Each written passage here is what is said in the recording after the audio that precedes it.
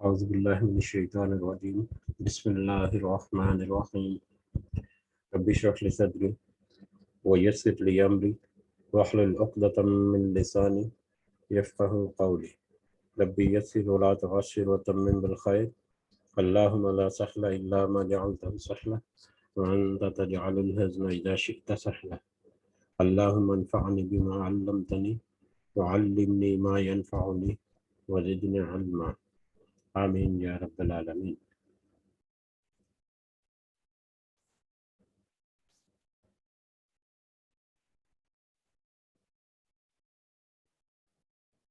تو آج ہم انشاءاللہ سورہ نساء کی آیت نمبر 15 سے آن ورڈ دیکھیں گے، اس دعا کے ساتھ کہ اللہ تعالیٰ ہمیں جو ہم سن رہے ہیں، جو ہم دیکھ رہے ہیں، صحیح معنوں میں اس کا فہم جو ہے وہ ہمارے دلوں میں اور ہمارے سینوں میں اتارے، اور صحیح معنوں میں اللہ تعالیٰ اسے ہمیں دنیا کے لیے اور ہماری آخرت کے لیے نفع بخش بنا دے۔ اس دعا کے بعد جب ہم آگے بڑھیں گے اب تو آیت نمبر 15 جو ہے، اس سے پہلے کی آیات میں جیسا کہ ایک 2-3 دفعہ تذکرہ ہوا کہ اس وقت کے عرب معاشرے کے کچھ جو پسے ہوئے طبقات تھے، ان کو اللہ تعالیٰ نے اٹھانے کے لیے، یا انسانیت کا جو ایک حسن ہے، یا اس میں جو مطلب پیچیدگیاں ہیں ان کو کم کرنے کے لیے، اور برابری کے حقوق سب کو واضح کرنے کے لیے، اور ہر ایک کو اس کی ذمہ داریاں اور فرائض کو واضح کرنے کے لیے بہت سارے عائلی قوانین اور ہدایات جو ہیں وہ اس سورہ مبارکہ میں ہیں۔ اور شروع کی آیات سے ہی ہمیں ان کی امپورٹنس، یعنی کہ ان کی اہمیت اور افادیت کا اندازہ ہوتا ہے کہ کس طرح سے عورتوں کے بارے میں اور یتیموں کے بارے میں اللہ تعالیٰ نے شروع میں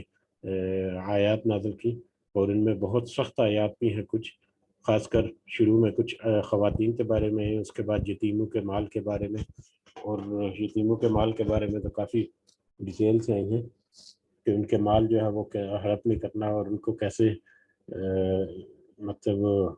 بہت ہی محسن احسن طریقے سے ان کو استعمال کرنا اور ان کے ساتھ رہنا۔ اس کے علاوہ یتیم بچیوں کا خاص کر ذکر ہوا کہ یتیم بچیوں کے ساتھ کیسے زیادتی کی جاتی تھی، اور ان کو شادی کر کے ان کا جائیداد وغیرہ جو ہڑپ کر لیا جاتا تھا لالچ میں۔ بہرحال یہ ساری بیک گراؤنڈ ہے، اسی بیک گراؤنڈ کے تحت اگلی آیات جو ہیں وہ بھی ہیں۔ تو شروع کرتے ہیں اگلی آیات۔ تو پہلی آیت جو ہم دیکھیں گے اس میں 1-2 پوائنٹس جو ایڈ کروں گا، اس کے بعد پھر آپ آگے بڑھتے جائیں گے۔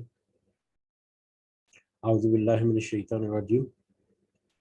واللاتی، اور وہ عورتیں، واللاتی اور وہ عورتیں، یاتین جو ارتکاب کر بیٹھیں، الفاحشۃ بدکاری کا یا زنا کا، من نسائکم تمہاری عورتوں میں سے، فاستشہدوا تو تم سب گواہی طلب کرو، علیہن ان پر، اربعۃ منکم 4 کی تم میں سے، یعنی اپنے مسلمانوں میں سے 4 مرد جو حضرات ہیں ان کی گواہی طلب کرو۔ اب یہ پہلا جو آیت کا حصہ ہے کہ اگر تمہاری عورتیں کوئی فحاشی کا کام یا کوئی بدکاری یا زنا کر بیٹھے تو تم 4 گواہوں کو طلب کرو اپنے میں سے، یعنی مسلمانوں میں سے اور مردوں میں سے، 4 مردوں کی گواہی جو ہے ان کو طلب کرنا ہے۔ اب یہاں پر بہت سارے پوائنٹس جمع ہو سکتے ہیں، لیکن مختصر الفاظ میں، ایک تو پہلے جو معاشرہ تھا اہل عرب کا، اس وقت کا پہلے کا معاشرہ جو تھا، اس میں جہاں پر اور بہت ساری گمراہیاں اور بہت سارے ظلم ہوتے تھے مختلف طبقات پر، اور خاص کر عورتوں پر، ان میں یہ بھی تھا کہ ان کے اوپر بلا جواز الزامات بھی لگائے جاتے تھے، ان کی تذلیل بھی کی جاتی تھی، ان کے حقوق جو ہے وہ تو غبن کیا ہی جاتا تھا، لیکن اس کے علاوہ ان کے معاشرے میں حقارت کے ساتھ دیکھنا یہ بھی بڑی عام تھی۔ اس کے علاوہ مطلب اپنے کچھ ذاتی مفاد کے لیے، یا کچھ کہہ لو کہ ضد کی وجہ سے، یا کسی انا کی خاطر، یا بہت سارے ایسے محرکات جو ہیں ان کی بیس پر ان کے اوپر ایک تو بے جواز الزامات لگا کر اپنی مرضی سے ہی اس کے اوپر بد چلنے کا اور مطلب کوئی الزام لگایا اور اس کے اوپر خود سے ہی اس کو سزا دی اور سزا میں بھی گھر سے نکال دیا یا جائیداد قبض کر لی یا اس کے علاوہ ان کو مارا پیٹا یا ایون کے قتل بھی کر دیا، تو اس طرح کے معاملات پہلے معاشروں میں تھے، اہل عرب سے پہلے دور میں تھے۔ اگر ہم اس نظریے کے تحت دیکھیں تو آج بھی ہمارے معاشرے میں کچھ جگہوں پر، بلکہ میں کچھ نہیں کہوں گا، بہت ساری جگہوں پر بھی ہے ایسے معاملات ہوتے ہیں۔ غیرت کے نام پر قتل کر دیے جاتے ہیں، عورتوں کو ان کے حقوق جو ہیں ان کے وہ بالکل بھی ان کو نہیں دیے جاتے، ان کے اوپر الزامات بھی لگائے جاتے ہیں، اور مرد چونکہ تھوڑا سا مطلب طاقتور ہوتا ہے اور معاشرے میں زیادہ ذرا اس کی تھوڑی سی مطلب عزت کہہ لیں، پتہ نہیں وہ نام کی عزت ہے یا جیسی بھی ہے وہ بھی ہوتی ہے، اٹھنا بیٹھنا ہوتا ہے تو اس کی باتیں بھی مانی جاتی ہیں عورت کے ساتھ۔ اور یہ بہت سارے خاص کر جو پسماندہ گاؤں ہیں یا پسماندہ علاقے پاکستان کے آج بھی اندرون سندھ کے علاقے ہیں یا مطلب ساؤتھ پنجاب کے بہت سارے علاقے یا بہت سارے ہیں، بہت سارے علاقوں میں آج بھی ایسے مظہر یا ایسے مناظر جو ہیں دیکھنے کو ملتے ہیں۔ تو ہمیں پچھلی باتوں پر یقین آئے یا نہ آئے، ہم اگر اپنے معاشرے کو دیکھ لیں تو ہمیں بہت ساری چیزوں پہ یقین آ جانا چاہیے۔ ایک تو اس کا پہلو یہ ہے کہ بلا جواز ان کے اوپر الزامات لگا کر ان کے ساتھ ظلم اور زیادتی کیا جاتا تھا۔ دوسرا پہلو یہ ہے کہ فحاشی یا بدکاری یا زنا ایک اتنا بڑا گناہ ہے اور اتنا گناہ کبیرہ ہے، اور اس کے بارے میں اتنی سخت سزائیں ہیں کہ ان سزاؤں پر عمل درآمد کرنے سے پہلے یہ بہت ضروری ہے کہ ان کے اوپر جو جرم ہے وہ اسٹیبلش ہو جائے، وہ ثابت ہو جائے۔ یہ نہ ہو کہ کسی کو مطلب کسی کو کم مطلب درجے میں آ کے یا کسی کے ساتھ کوئی ظلم زیادتی اس طرح سے ہو جائے جھوٹی گواہی کی بنیاد پر یا کسی شک شبے کی بنیاد پر، کئی دفعہ شک بھی ہوتا ہے خالی، تو وہ شک کی بنا پر بھی مطلب ملزموں کو سزا دے دی جاتی ہے۔ تو اس بیک گراؤنڈ میں اگر دیکھا جائے تب بھی اللہ تعالیٰ یہاں کر کہتے ہیں کہ اگر کوئی ایسا معاملہ کر بیٹھیں کوئی عورتیں، تمہاری عورتیں میں یہاں پر ہے بیویوں کا مراد ہے، اور اس کے علاوہ وہ عورتیں بھی شامل ہو سکتی ہیں جو تمہاری ذمہ داری میں ہیں، ٹھیک ہے۔ وہ عورتیں اگر کوئی ایسا کام کر بیٹھیں تو پھر ان کے اوپر 4 مرد گواہوں کی طلبی کرو۔ 4 مرد گواہ جو ہیں وہ ہونے چاہیے اس کا جرم ثابت کرنے کے لیے، 4 مرد گواہ۔ اب یہ 4 مرد گواہ جب تک نہیں ہوں گے تو اسلامک پوائنٹ آف ویو سے ان کے اوپر جرم جو ہے وہ ثابت نہیں ہوگا، انلیس ادروائز کہ وہ خود اعتراف جرم کر لیں یا خود ان کو پشیمانی ہو اور وہ اظہار کریں اس کا، یا آج کل کے دور کے جو جدید طریقے ہیں جیسے CCTV فوٹیجز ہیں اور یہ موبائل مطلب ٹیلی کمیونیکیشن کے جو ذرائع ہیں ان کے ذریعے، لیکن ان میں بھی پھر جو مجرم ہے اس کو قبول کرنا پڑتا ہے، 4 گواہ نہیں بھی ہیں تو وہ مجرم جو ہے قبول کرنا پڑتا ہے۔ بہرحال تو یہ اس کی انتہائی سخت سزا اور انتہائی بڑے گناہ کی وجہ سے اس کے اوپر 4 مرد گواہوں کی جو موجودگی ہے وہ ضروری قرار دی گئی، تاکہ کوئی ظلم یا زیادتی اگر ہونے کا احتمال ہے تو وہ اس کا خدشہ کم سے کم ہو سکے یا ختم ہو سکے۔ تو 4 مرد گواہوں کو شامل کرو یا طلب کر لو اس پہ۔ فائن شاہدو، پھر اگر وہ سب گواہی دے دیں، اب وہ 4 گواہ جو ہیں وہ پورے کرنے ضروری ہیں اور ان کا سب کے سامنے یعنی کہ کورٹ کہہ لیں یا عدالت کہہ لیں اس طرح کا کوئی منظر نامہ ہوگا، اور اس میں بھی پھر 4 گواہ جو ہیں وہ شہادت دیں گے، گواہی دیں گے، اور پھر اگر وہ سب گواہی دے دیں فَأَمْسِكُوهُنَّ، تو تم سب بند رکھو انہیں فی بیوتی، اپنے گھروں میں، حتیٰ یہاں تک یتوفاہن، کہ موت آ جائے ان کو، یتوفاہن الموت، یہاں تک کہ فوت کر دے ان کو موت، یہاں تک کہ موت ان کو گھیر کر لے جائے یا فوت کر دے ان کو موت ان کا کام تمام کر دے۔ او یجعل اللہ، یا نکال دے اللہ، لہن، ان کے لیے، سبیلاً، کوئی رستہ، یا اللہ ان کے لیے کوئی رستہ نکال دے۔ اب اس آیت کے اختتام پر مزید ایک وضاحت یہ ہے کہ جیسا کہ بہت سارے معاشرتی معاملات میں اللہ تعالیٰ نے اپنے احکامات کو بتدریج مطلب امپلیمنٹ کیا، بتدریج آیات نازل ہوئی تھوڑی تھوڑی کر کے، اور ایک وقت فائنل آ گیا جب اس کا حکم جو ہے وہ امپلیمنٹ کر دیا، اس کے آرڈر جو ہیں وہ امپلیمنٹ کر دیے. جیسا کہ ہم نے سود کی حرمت کے بارے میں دیکھا کہ وہ ایک ہی سٹیپ میں نہیں، کچھ 3-4 سٹیجز میں سود کی حرمت آئی ہے. اسی طرح شراب کے حرمت کے بارے میں بھی ہے کہ سڈنلی پہلے ہی دن چٹکی مار کر یہ نہیں کہہ دیا کہ نہیں سڈنلی سٹاپ. اس کو 2-3 سٹیجز میں، پہلی سٹیجز میں ان کو مطلب باور کرانے کی کوشش کی گئی کہ یہ اس میں گناہ کم ہے، گناہ زیادہ ہے اور فائدہ کم ہے، اور ایک ذہن سازی کہہ لیں، ذہن سازی. اس کی وجہ یہی تھی کہ یہ ایسی عادتیں اور معاشرے میں اس قدر ان کی جڑیں مضبوط تھی اور اتنی پھیلی ہوئی تھی کہ ان سے یکدم چھٹکارا پانا جو ہے وہ ممکن نہیں تھا. اور انسان کی فطرت کو سامنے رکھتے ہوئے اللہ تعالیٰ نے بہت سارے احکامات جو ہیں وہ بتدریج تھوڑے تھوڑے کر کے ان کے اوپر لاگو کیے تاکہ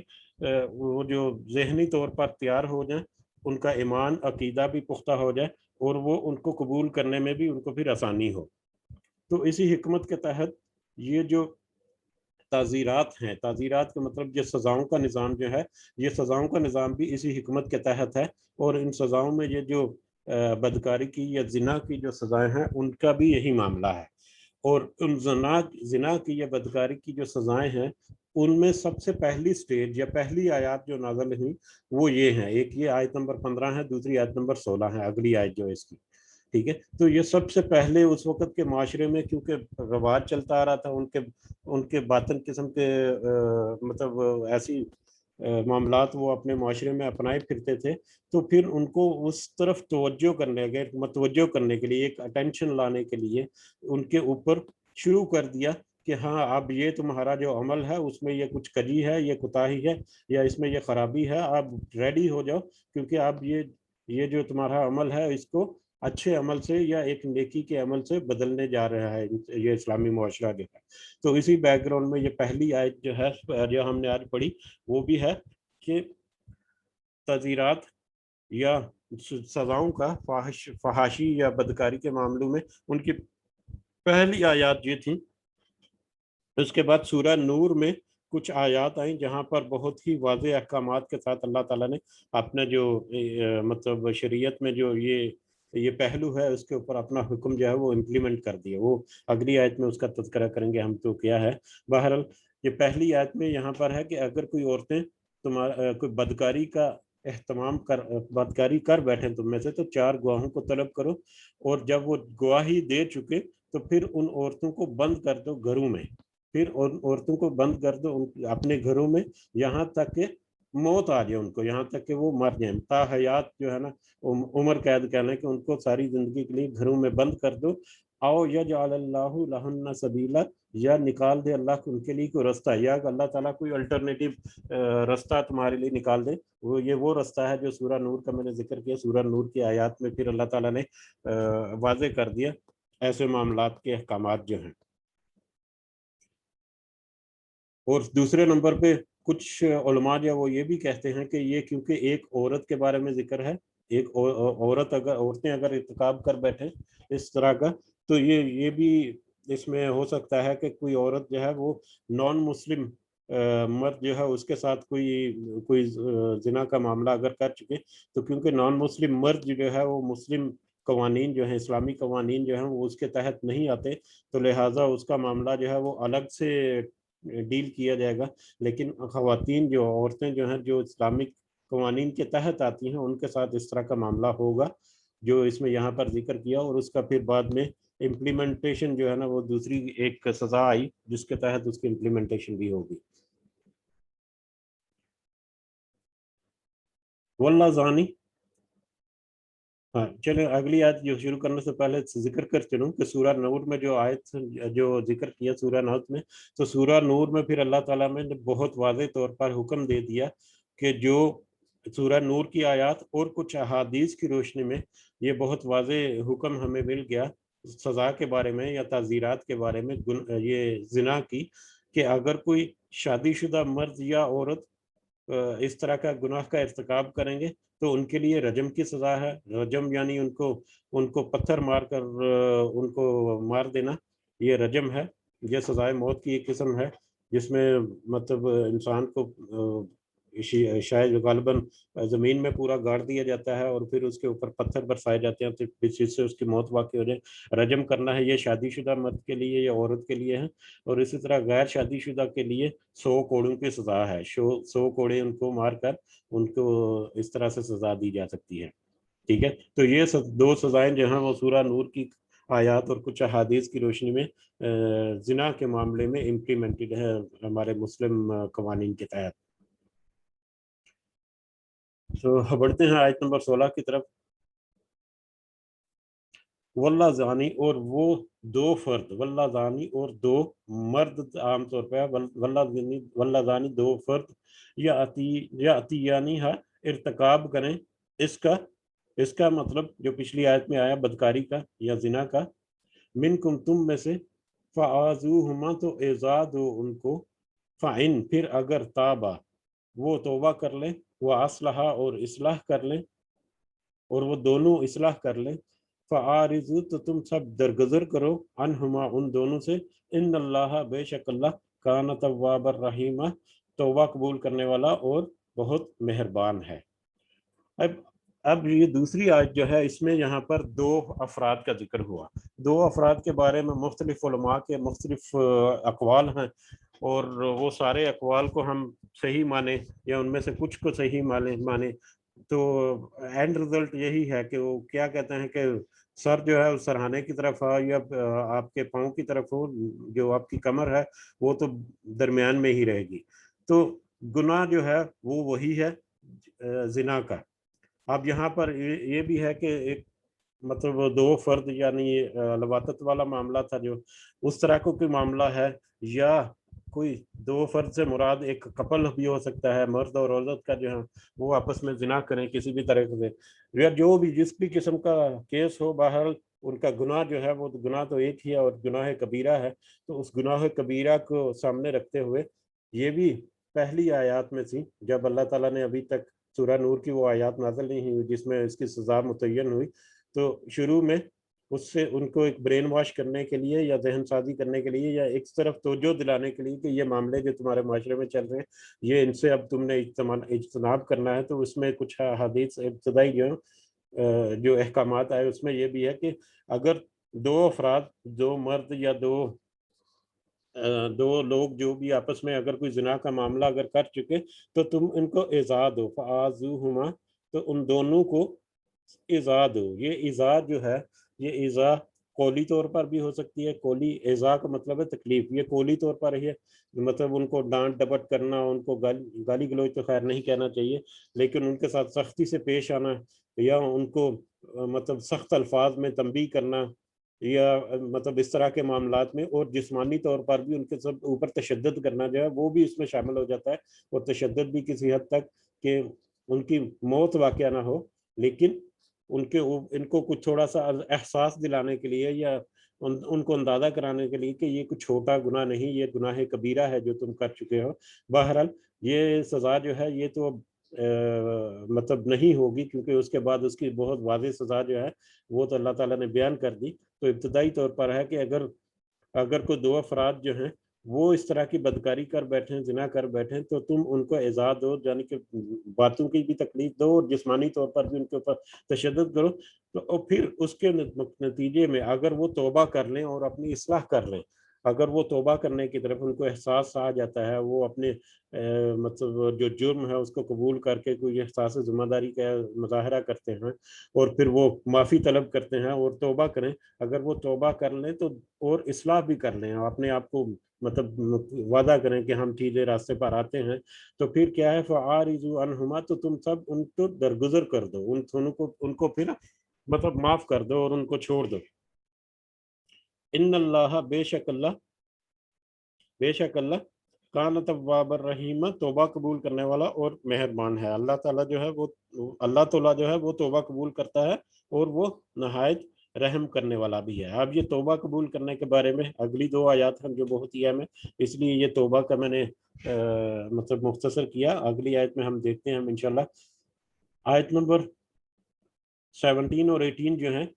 یہ اب تھوڑا سا مختلف موضوع ہے، لیکن موضوع پچھلی آیات کے ریلیٹڈ ہے یا اوپن ہے۔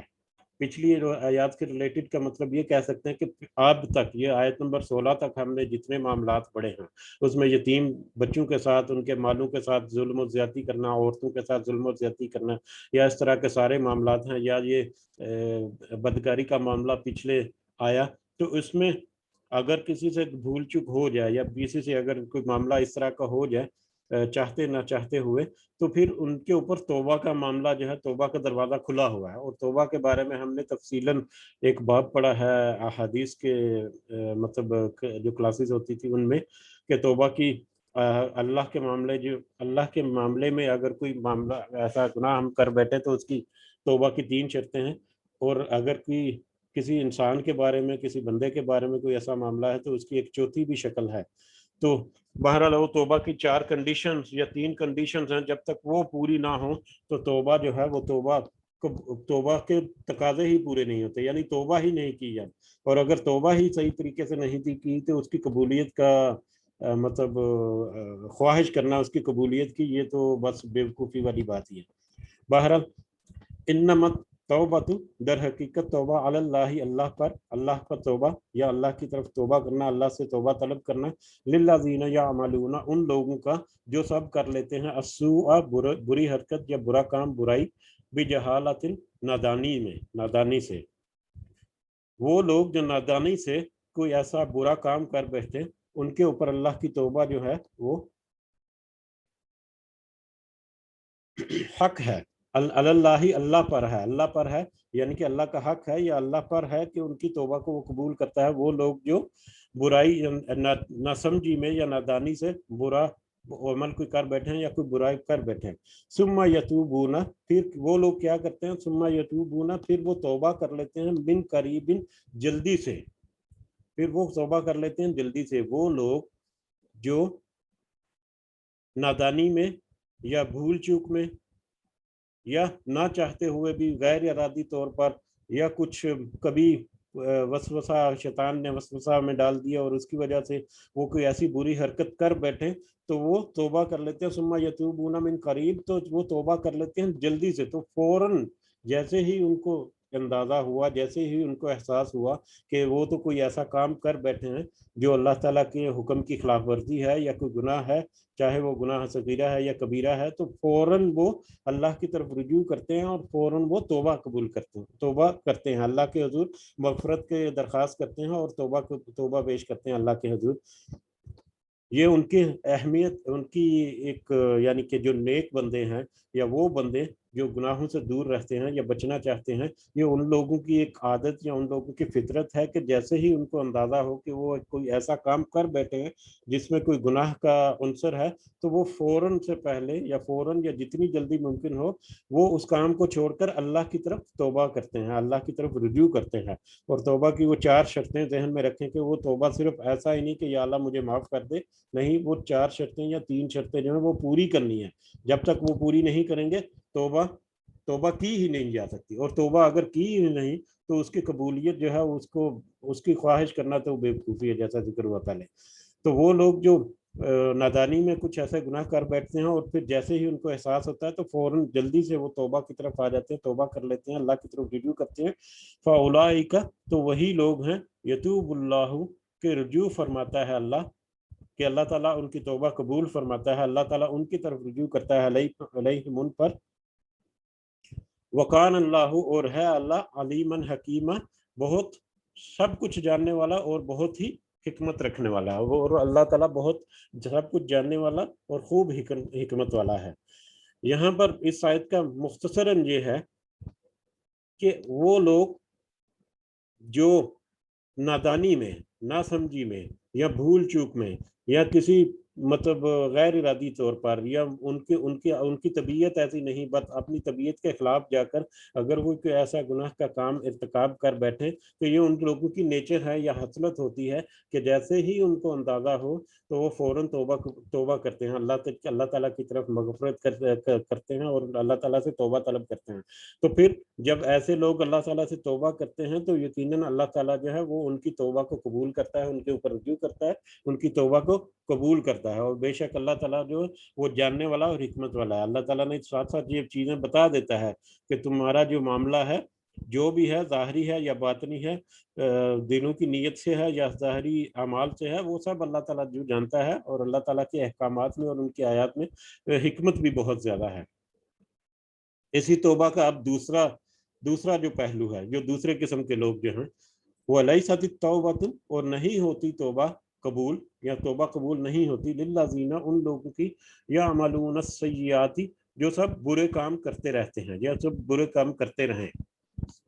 ठीक है, अब वो लोग जिनकी ये आदत है, जो जिनके बुरे काम करना जो है वो उनके रोजमर्रा के मामूलात में शामिल है, वो उनको कुछ समझते ही नहीं या उनके लिए कोई खास वरीद ही नहीं रहते, तो उनके लिए अल्लाह ताला उनकी तौबा कबूल नहीं करता। जिनको एहसास ही नहीं होता कि मैंने कोई गुनाह का काम किया है, या मैंने कोई अल्लाह की नाराजगी मोल लेने वाला काम कर रहा हूँ, या कोई ऐसे मामले हैं जिससे मुझे इज्तनाब करना चाहिए, या वो गुनाह को गुनाह समझता ही नहीं, तो फिर ऐसे लोगों की तौबा अल्लाह ताला कबूल नहीं करते। अब यहाँ पर थोड़ा सा मैं जिक्र करता चलूँ कि हमें अपने अपने अंदर ये चीज़, ये जब आप आयात पढ़ें तो हमें विजुअलाइज करना है हमारा माशरा और हमारा इर्द गिर्द का माहौल, कि कैसे मामलात चल रहे हैं हमारे इर्द गिर्द, जिनकी एक एक अक्सबंदी की है अल्लाह ताला ने पिछली आयात में। और उसके बाद अल्लाह ताला ने तौबा के बारे में जिक्र किया है कि पिछली जो कौमें हैं या पिछले उस वक़्त के माशरे की कुछ पिक्चर जो है वो पेश करके, ना सिर्फ उस वक़्त के माशरे का, बल्कि आज हम अपने माशरे को क्रिटिकली देखें तो हमारे ऊपर बहुत सारे मामलात जो है वो खुल जाते हैं। और माज़अल्लाह सुम्मा माज़अल्लाह के ये जो ज़िना का मामला है या फ़हाशी का मामला है, ये हमारे माशरे में, मुझे बहुत अफ़सोस होता है और मुझे मुझे कभी-कभी अल्लाह ताला से डर भी लगता है कि हमारे माशरे में अंदर-अंदर ये बहुत ज़्यादा सरायत कर चुका है और ये हमारी जड़ों को अंदर से खोखला कर रहा है दीमक की तरह। ज़ाहिरी तौर पर हमारा माशरा जो है वो अपने आप को इस्लाम की असास पे खड़ा नज़र आता है, लेकिन इसके अंदर इस तरह के मामलात जो हैं, ख़ासकर ये फ़हाशी वाले, ये सरायत कर चुके हैं। और मैं इस बारे में बहुत ज़्यादा तज़किरा नहीं करना चाहूँगा, लेकिन कुछ जो यकीनन आपके भी इल्म में कुछ बातें आती होंगी, मेरे मेरे भी जो मालूमात में कुछ बातें आई, तो मुझे वो सुनकर अल्लाह का खौफ तारी होता है कि किस तरह से हमारे हमारे माशरे में ये जो बुराई है, ये जड़ों के अंदर ऐसे गहराई में पहुंची हुई है कि इसको निकाल उखाड़ कर फेंकना जो है वो मुमकिन नहीं नजर आता। और उसमें मतलब फिर पर्दापोशी करके उसके ऊपर मतलब बहुत सारे मामलात को किया जाता है। लेकिन हमें बहुत ज़्यादा ज़रूरत है कि हम अपनी नस्ल को, हम अपने आने वाले बच्चों को, हम अपनी फैमिलीज़ को, हम अपने ख़ानदान के करीबी अहबाब को इन चीज़ों की तरफ बावर कराएं कि ये जो मामलात हैं इनके ऊपर अल्लाह का खौफ रखें अगर, तो यकीनन ऐसे मामलात में इंसान पड़ता ही नहीं, या कम से कम अगर उसके सामने कोई ऐसा मामला आ जाए तो यकीनन अल्लाह के खौफ की वजह से उसका जो उसका अमल जो है वो बचने की तरफ हो सकता है ऐसे मामलों में। तो ये बहुत ही क्रिटिकल मामले हैं जो ज़ाहिरी तौर पर हम जब आयात पढ़ते हैं तो हमें ऐसे लगता है कि हम किसी दूसरे ही माशरे की बात कर रहे हैं और या किसी पुराने मतलब जाहिलियत के दौर की बात कर रहे हैं, लेकिन दर हकीकत ये आज के माशरे की भी बात है। बराबर बैन ही जैसे पिछले माशरों में या पिछले जहालत के दौर में थी, वैसे ही आज हमारे माशरे में भी ये चीज़ें जो हैं ये मौजूद हैं। तो इस दुआ के साथ कि अल्लाह ताला हमें मतलब इन चीज़ों से बचने की और तो हिम्मत और तौफीक दे, और हम जहाँ तक मुमकिन हो अपने अहबाब को और अपने प्यार करने वालों को हम इन चीज़ों से दूर हटाकर इस्लाम की तरफ ले आएं। तो इन इन जो इसलिए मैंने कहा कि अब हम ये जब बातें करते हैं तो हमें अब बैकग्राउंड में नज़र आना चाहिए कि क्या क्या मामलात चल रहे हैं, क्या हालात व वाक़यात है, क्या मुआशरा है हमारा, और किस तरह से हमारे अमाल हैं, किस तरह से हमारे मामलात चल रहे हैं। तो बहरहाल मौजू की तरफ वापस आते हैं। کہ वलैसत तौबतु लिल्लज़ीना यअमलून सय्यात, वो लोग जो गुनाहों को गुनाह समझते ही नहीं और अपनी रोजाना की रूटीन समझ पर गुनाह करते जा रहे हैं बगैर किसी प्रॉपर एहसास के, तो अल्लाह ताला उनकी तौबा जो है वो भी कबूल नहीं करता। हत्ता यहाँ तक के हज़रा अहदुहुम, आने लगे उसके ऊपर, उनमें से किसी के ऊपर या उनके ऊपर अल मौत, मौत, जब उसके ऊपर यहाँ तक के यानी कि सारी उम्र वो ऐसे बदकारी के या बुरे काम जो है या फहाशी वाले काम या बुराइयां या गुनाह वाले काम करता जा रहा है, और जब यहाँ तक कि जब आने लगे उसको मौत, यहाँ तक कि उसको जब लगे कि अब तो मैं मरने लगा हूँ, अब तो मेरी मौत का वक्त आ गया है, काला, तो कहे इन्नी, बेशक मैं तुबतु, मैंने तौबा की। अब सारी उम्र तो वो उस तरह के मामलात करता रहा और ना ही उसने उसकी तरफ तवज्जो दी, ना ही उसने उसकी तरफ ज़्यादा रुजू किया, और अब जब उसकी मौत का वक्त करीब है तो अब वो कह रहा है कि अन्नी तुब्तु, मैंने तौबा की, अल आन वलल्लज़ीना, अब मैंने तौबा की, अब यानी इस वक्त मैं तौबा कर रहा हूँ, वलल्लज़ीना, और ना उन लोगों की, वलल्लज़ीना, और ना ही उन लोगों की, अब ये दूसरी तरह के लोग हैं, और ना ही उन लोगों की तौबा कबूल करता है अल्लाह। पहले किस्म है कि जिन्होंने सारी जिंदगी मतलब गुनाहों में गुजार दी और तौबा नहीं की, और जब उनको लगा कि अब तो हमारी मौत आ गई बस, तो फिर वो तौबा की तरफ लौटते हैं। और दूसरे वलल्लज़ीना यमूतूना, और ना ही उन लोगों की जो मरते हैं, वहुम, इस हाल में कि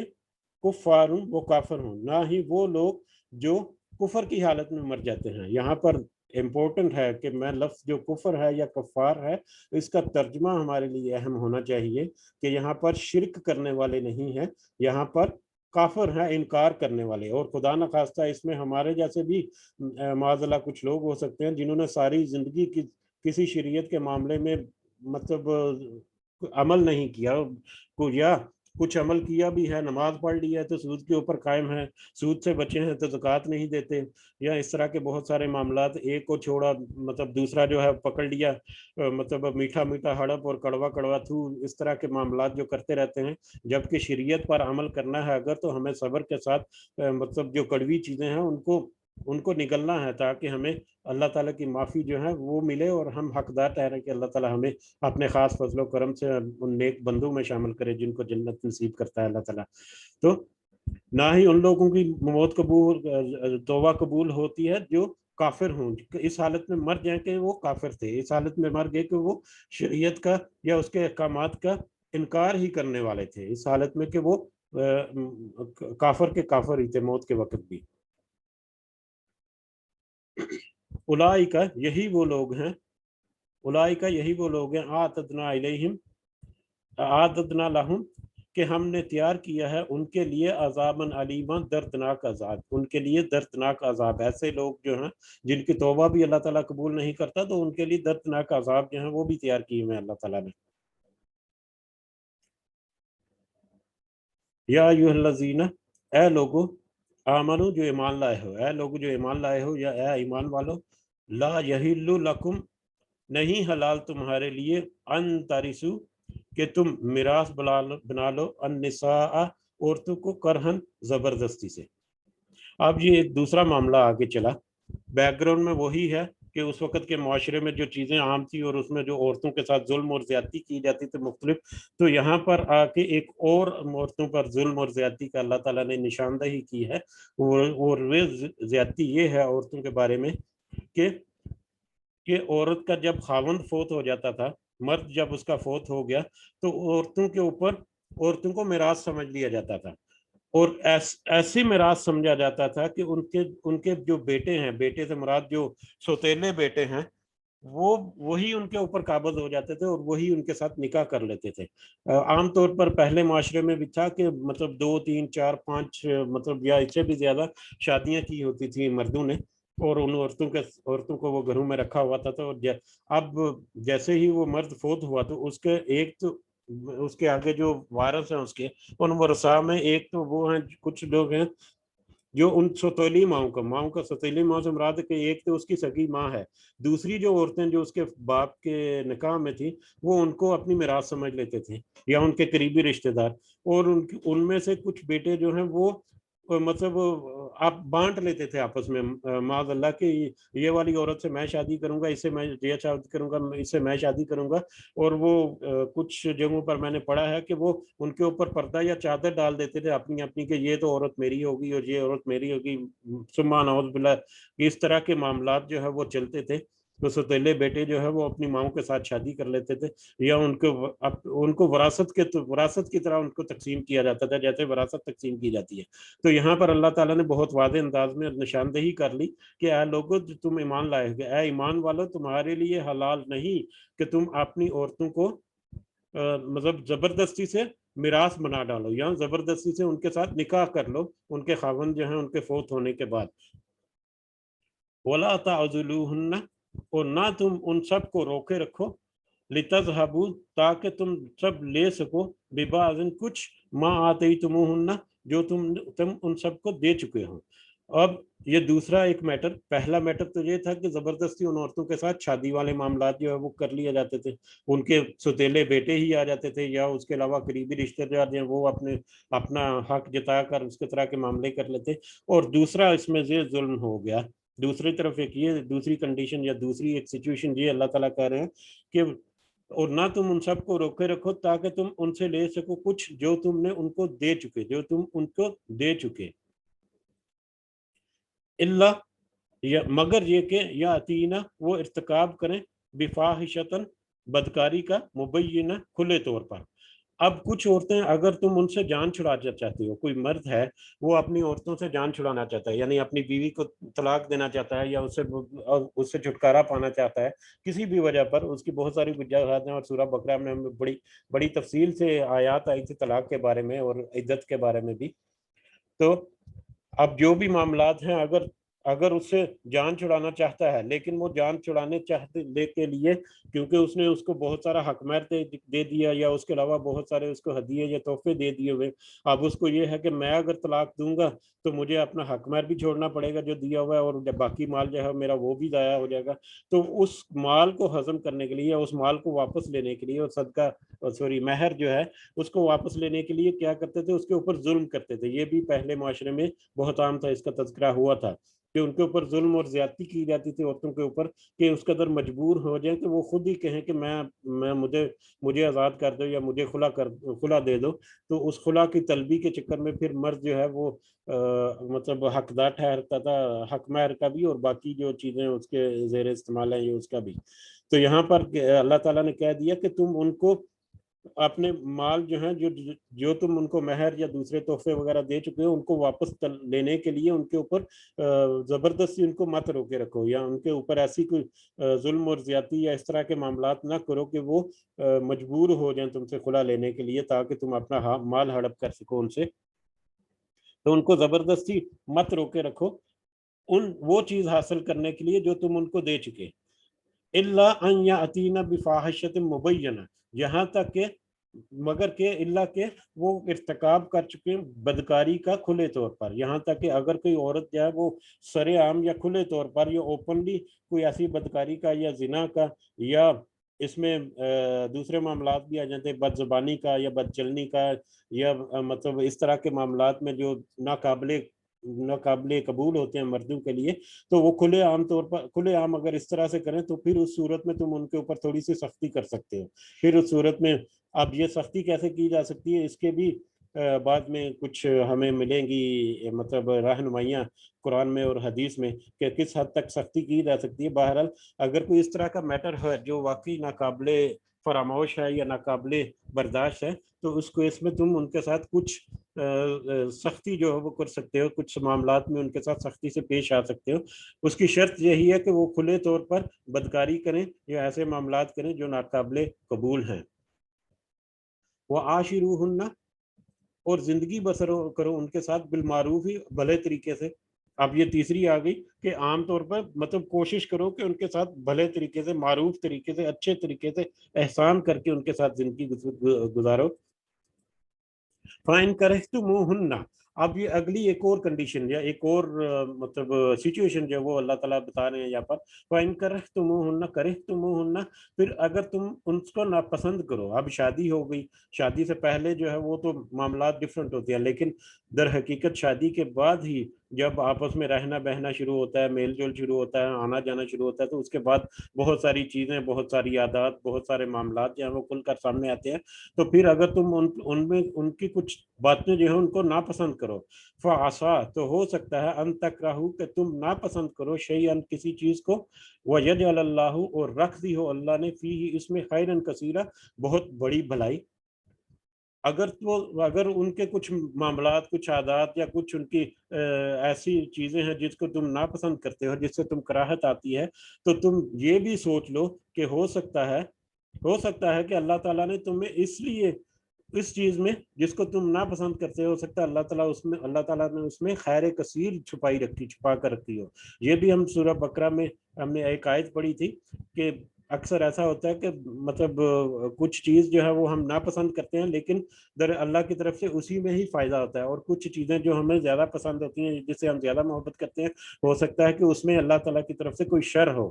تو یہی ہے کہ اگر اس کی کوئی ایک عادت جو ہے بری ہے، یا اس کا ایک پہلو جو ہے وہ ناپسند ہے، تو ہو سکتا ہے دوسرے بہت سارے معاملات میں وہ تمہارے لیے اچھی ہو.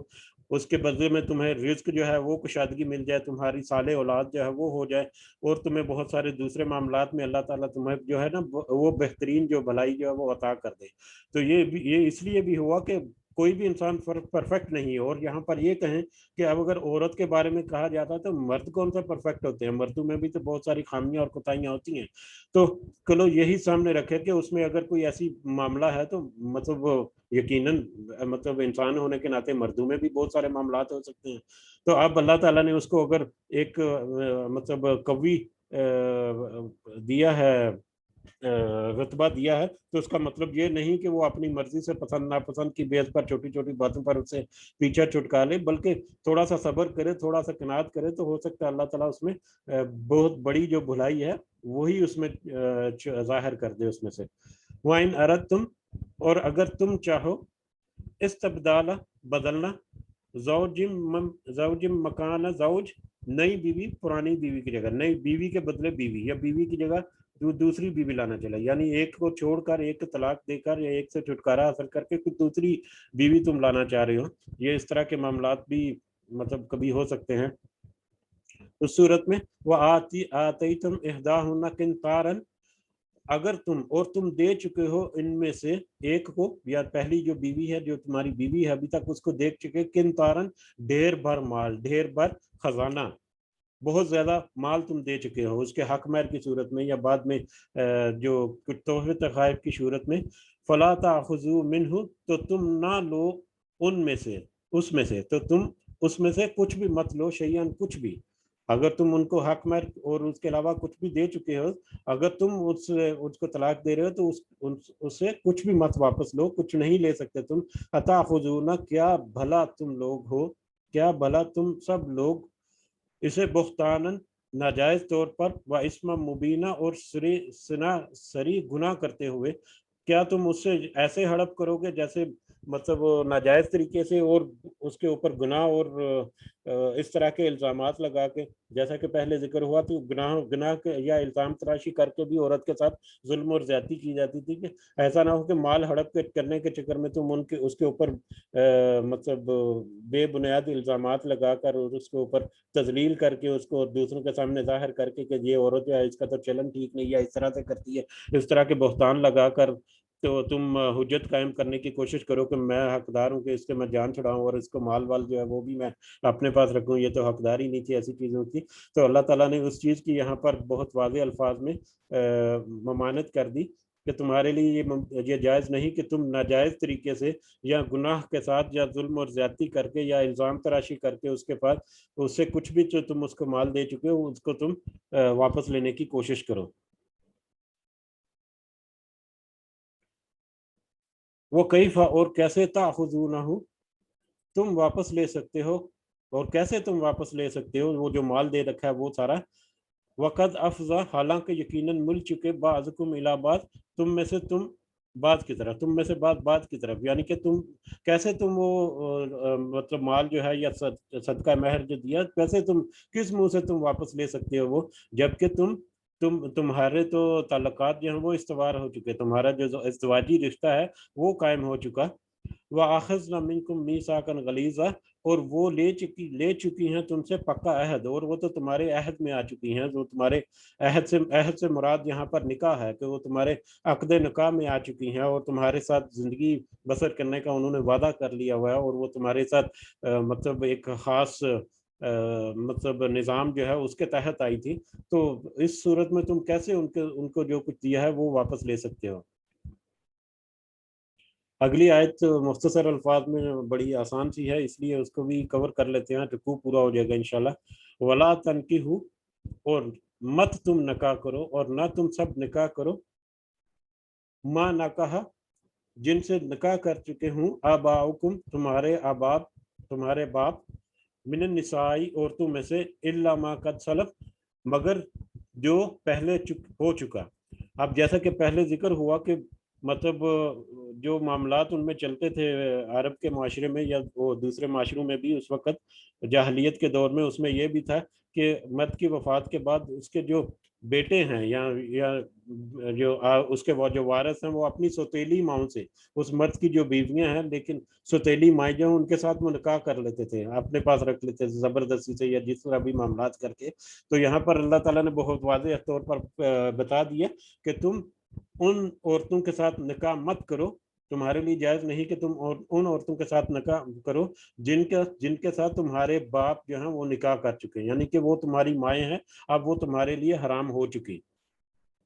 تو یہ چاہے وہ مطلب سوتیلی ماں کیوں نہ ہو، اور اس کی حرمت جو ہے وہ یہاں پر آ گئی کہ وہ مطلب اب حرام ہے اس وقت سے، الا ما قد سلف، ہاں مگر جو اس سے پہلے ہو چکا ہے، اس سے پہلے اگر کچھ ہو چکا تو اللہ تعالیٰ اس کو معاف فرمانے والا ہے۔ جب یہ آیت آئی تھی تو اس وقت کیونکہ معاشرے میں یہ عام تھا اور پہلے سے معاملات چل رہے تھے، تو اس کے بعد پھر بہت سارے لوگ جو ہیں انہوں نے اپنی بہت ساری مطلب بیویوں کو چھوڑا پھر، اس وجہ سے کہ اس طرح سے معاملات کر کے ان کے نکاح ہو چکے تھے ان کے ساتھ۔ بہرحال ان کا جو پچھلا عمل جو پہلے گزر چکا، اللہ تعالیٰ نے اس کے اوپر تو پکڑ کے یہاں پر چھوٹ دے دی، آئندہ آنے والے کے اوپر آئندہ آنے والے وقت میں اس کو بین کر دیا، اور جو پچھلا جہاں تک ممکن ہے اس کو مطلب ریکٹیفائی کیا جا سکے یا اس کی تلافی ہو سکے، اس بارے میں پھر بہت سارے جو لوگ تھے انہوں نے اپنی جو بیویاں جو اس طرح سے جن کا نکاح کیا ہوا تھا ان کو انہوں نے چھوڑ بھی دیا پھر، ٹھیک ہے۔ تو مطلب وہ ان عورتوں کے ساتھ جن کے ساتھ تمہارے باپ نکاح کر چکے ہیں ان کے ساتھ تم نکاح نہ کرو، یہ ناجائز ہو گیا، اللہ تعالیٰ نے یہاں پر واضح حکم کر دیا۔ انہ کان فاحشۃ و مقتا، بے شک یہ بہت بڑا بے حیائی کا اور ناپسندیدہ فعل ہے، یہ ناپسندیدہ اور بے حیائی کا کام ہے، وساء سبیلا، اور برا چلن ہے، ایک برا رستہ ہے یا برا چلن ہے یا ایک برا عمل ہے، یہ ایک بری روایت ہے جس کو ڈسکنٹینیو کرنا ہے۔ وما علینا الا البلاغ، جی اس میں کچھ اگر کوئی ایڈ کرنا چاہ رہا ہے تو۔